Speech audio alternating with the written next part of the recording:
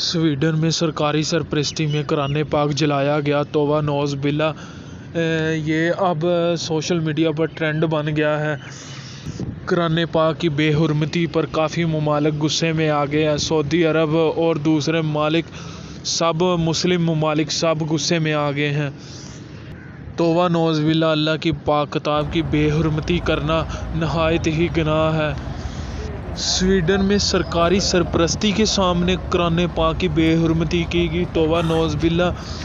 हम सब मुसलमान हैं, हम सब को एहतजाज करना चाहिए और इनकी किसी चीज़ की जो लेन देन है वो बंद कर देनी चाहिए, क्योंकि ये लोग है ही गैर मज़हब और ये हमारे मुक़द्दस किताब कुरान मजीद को जला रहे हैं।